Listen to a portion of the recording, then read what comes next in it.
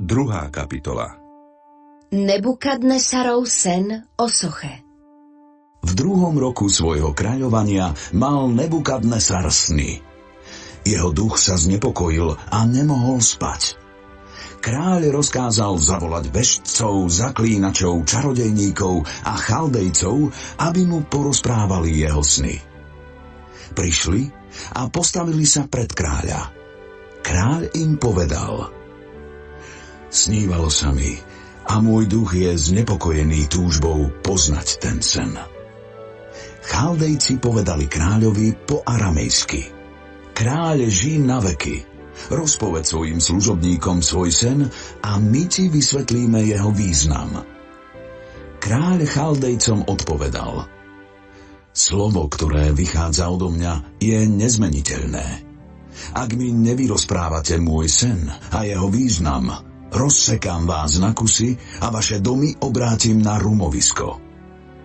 Ak mi však porozprávate sen a vysvetlíte jeho význam, dostanete odo mňa dary, odmenu a veľkú poctu. Porozprávajte mi teda sen a jeho význam. Odpovedali mu druhý raz: Nech kráľ rozpovie sen svojim služobníkom a my mu vysvetlíme jeho význam. Kráľ odpovedal: Viem s istotou, že len chcete získať čas, lebo vidíte, že moje slovo je nemenné. Ak mi nevyrozprávate sen, možno si o vás myslieť len jedno. Dohodli ste sa navzájom, že predo mnou budete hovoriť lži, až kým sa nezmenia časy. Rozpovedzte mi teda sen a budem vedieť, že mi môžete podať aj jeho výklad. Chaldejci odpovedali kráľovi: Niet na zemi človeka, ktorý by bol schopný vysvetliť kráľovú záležitosť, lebo nejaký veľký a mocný kráľ nežiada niečo také od mága, zaklínača alebo chaldejca. Vec, ktorú kráľ žiada, je ťažká a nikto ju nedokáže vysvetliť kráľovi okrem bohov. Tí však neprebývajú medzi smrteľníkmi. Kráľ sa preto veľmi rozhneval, ba rozzúril a rozkázal zahubiť všetkých babylonských mudrcov. Na to vydali nariadenie pozabíjať mudrcov a hľadali aj Daniela a jeho druhov, aby ich zabili. Daniel však rozumne poradil veliteľovi kráľovej telesnej stráže Ariochovi, ktorý sa chystal pozabíjať babylonských mudrcov. Opýtal sa kráľovského zmocnenca Ariocha: Prečo je nariadenie kráľa také naliehavé? Na to Arioch na všetko Daniela upozornil a Daniel si vyžiadal od kráľa čas, aby mu mohol podať výklad. Daniel odišiel do svojho domu a so všetkým oboznámil svojich druhov Chananiu, Míšaela a Azariu, nech pre toto tajomstvo vyprosia milosrdenstvo od Boha nebies, aby Daniela a jeho druhov nevyhubili s ostatnými mudrcmi Babylonu. Potom sa Danielovi v nočnom videní odhalilo tajomstvo. Daniel dobrorečil Bohu nebies a hovoril: Nech je požehnané Božie meno od vekov až na veky, lebo jeho je múdrosť aj sila. On mení obdobia a časy, zosadzuje a ustanovuje kráľov, dáva múdrosť múdrym a poznanie tým, čo chápu. On odhaľuje hlboké a skryté veci. Vie, čo je v tme a svetlo s ním prebýva. Tebe, Bože mojich otcov, vzdávam vďaku a chválu, že si mi dal múdrosť a odvahu a teraz si mi dal spoznať to, o čo sme ťa prosili, lebo si nám vysvetlil kráľovú otázku.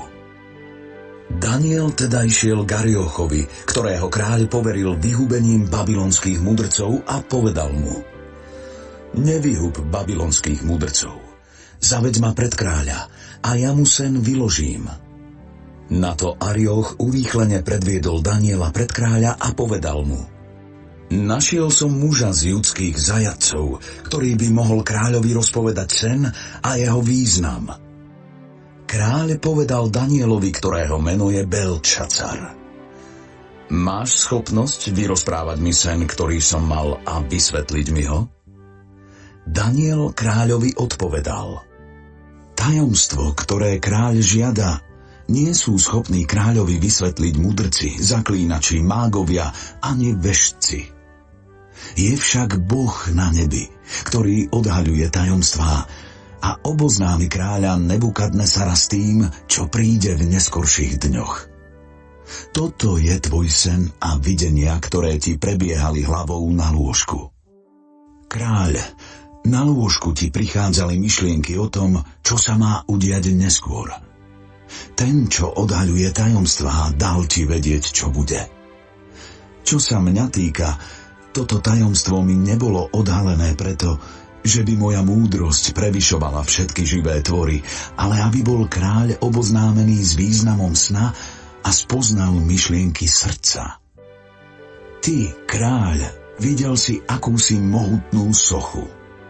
Tá socha bola veľká a jej lesk bol veľmi silný. Stála pred tebou a jej výzor naháňal strach. Jej hlava bola z rídzeho zlata, prsia a ramená zo striebra, brúcho a bedrá z bronzu. Jej nohy boli zo železa a chodidlá čiastočne zo železa a čiastočne z hliny. Díval si sa, až sa bez zásahu rúk odštiepil kameň a zasiahol chodidlá sochy, čo boli zo železa a z hliny, a rozdrbil ich. Potom sa železo, hlina, bronz, striebro a zlato naraz rozpadli a boli ako plevy z letnej holohumnice. Zdvihol ich vietor a nikde sa už nenašli. Z kameňa, čo zasiahol sochu, stal sa veľký vrch a zaplnil celú zem. Toto je sen a kráľovi podáme jeho výklad. Ty, kráľ, si najväčší kráľ, ktorého Boh nebies obdaroval silou, mocou a vznešenosťou. Tebe dal do rúk ľudí poľnú zver a nebeské vtáctvo na každom mieste, kde prebývajú, a nechal ťa nad nimi všetkými vládnuť. Ty si hlava zo zlata. Po tebe povstane iné kráľovstvo, menšie ako tvoje, a ďalšie, tretie kráľovstvo z bronzu, ktoré bude vládnuť na celej zemi. Štvrté kráľovstvo bude mocné ako železo, ktoré drví a rozdrúzga všetko. A ako železo, čo toto všetko rozbíja, bude drviť a rozbíjať. To, že si videl chodidlá a prsty čiastočne z hrnčiarskej hliny a čiastočne zo železa, znamená, že kráľovstvo bude rozdelené. Bude v ňom niečo z pevnosti železa, pretože si videl železo premiešané s jílovitou hlinou. Prsty chodidiel čiastočne zo železa a čiastočne z hliny znamenajú, že kráľovstvo bude z časti mocné a z časti krehké.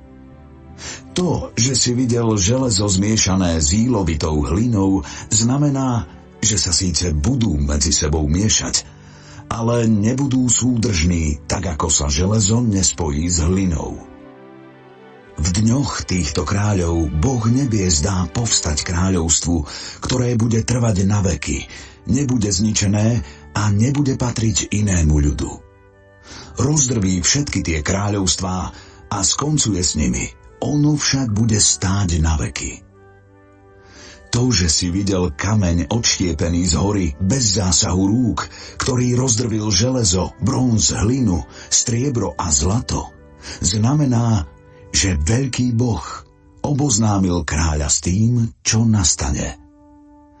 Sen je pravdivý a jeho výklad je spoľahlivý. Na to kráľ Nebukadnesar padol tvárou na zem, kláňal sa Danielovi a rozkázal, aby mu priniesli nekrvavú kadidlovú obetu.